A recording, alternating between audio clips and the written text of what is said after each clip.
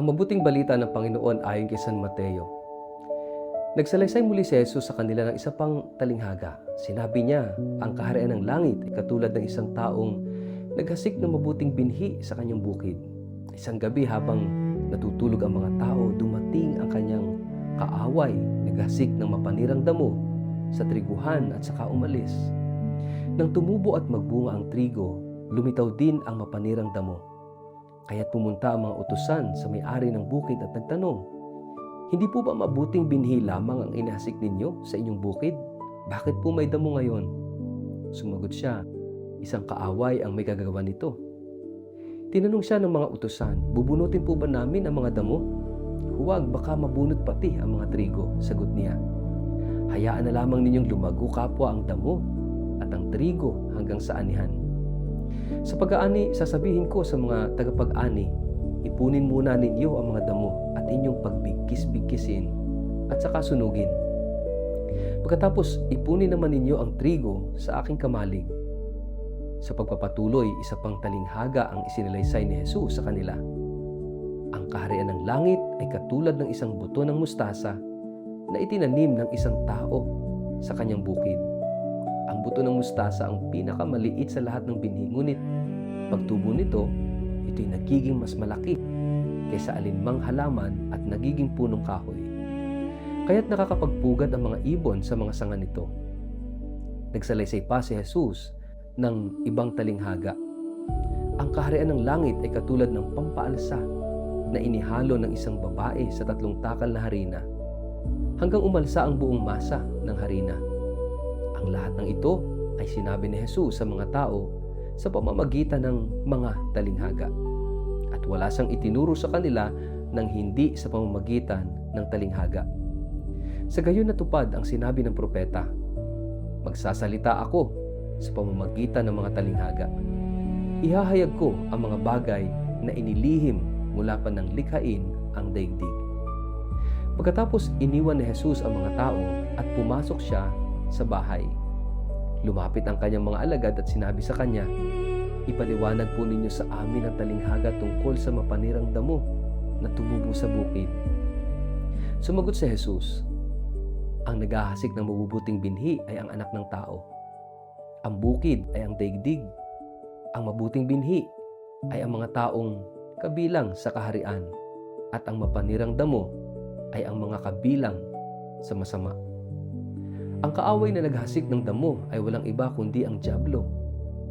Ang panahon ng pag-aani ay ang katapusan ng daigdig, at ang tagapag-ani naman ay ang mga anghel.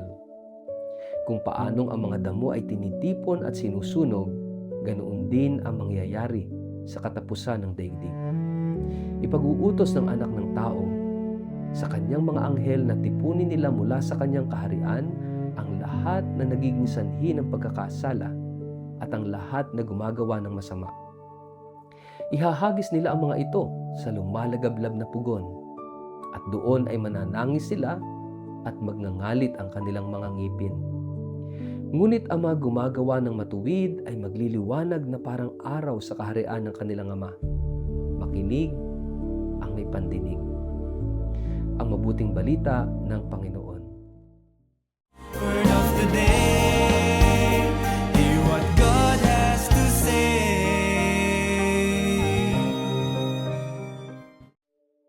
Mapagpalang araw po sa inyong lahat. Kumusta po kayo?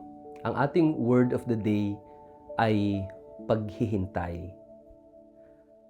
Mga kapatid, napansin mo ba na minsan gusto nating mangyari agad yung lahat? Kapag nagtanim tayo, gusto natin agad ng magandang ani. Kapag nanalangin tayo, gusto natin agad ng sagot. Kapag may nagkasala sa atin, gusto natin agad makita yung hustisya. Kapag may masamang tao, gusto natin agad siyang maparusahan. At kapag gumagawa tayo ng mabuti, gusto nating makita kaagad yung magandang bunga nito. Tila ba ayaw na nating maghintay? Ngunit ang kalikasan ay merong itinuturo sa atin. Ang binhi ay hindi nagiging puno sa isang gabi lang. Yung prutas, hindi nahihinog sa isang araw lang. At ang sugat ay hindi gumagaling sa isang iglap lamang. May mga bagay na nangangailangan ng tamang panahon. Sabi nga, sa takdang panahon. At marahil ito ang gustong ituro ni Jesus sa ating lahat. Sa Ebanghelyo ni San Mateo, ikinuwento ni Jesus ang talinghaga tungkol sa trigo at damo. May isang magsasakang nagtanim ng mabuting binhi sa kanyang bukid. Ngunit habang natutulog ang mga tao, dumating ang kanyang kaaway at nagtanim ng damo sa gitna ng trigo. Nang tumubo ang mga halaman, napansin ng mga alipin na may halong damo yung bukid. Agad silang nagtanong, "Panginoon, bubunutin po ba namin ang mga damo?" Kung tayo marahil yung magsasaka, baka iyon din yung ating gagawin. Tanggalin agad, linisin agad, ayusin agad. Pero alam nyo, iba yung sagot ng may-ari. Huwag muna, wait.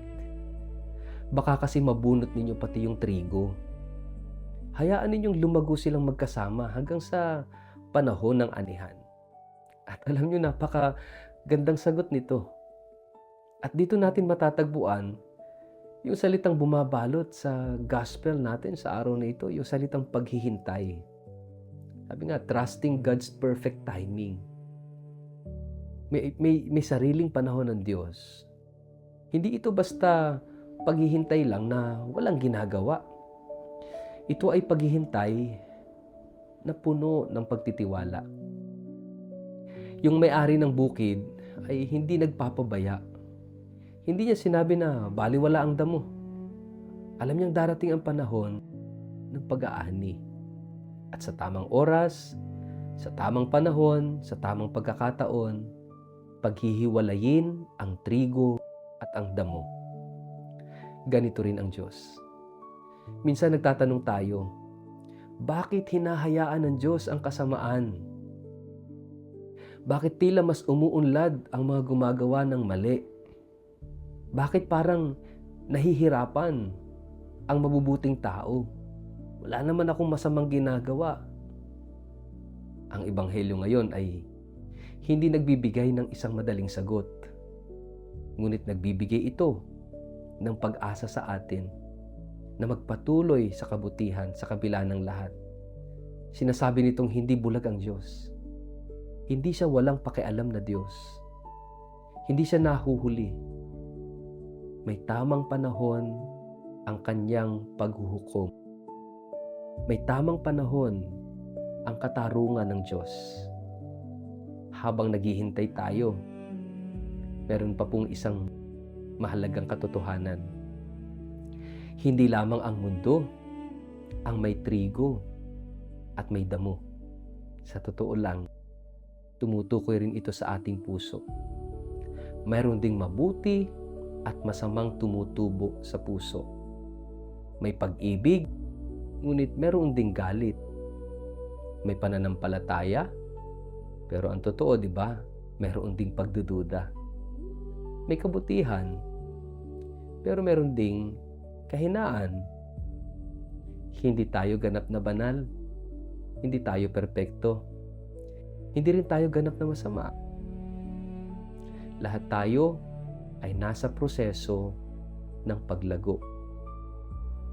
At ang Diyos ay napakatiyaga na Diyos.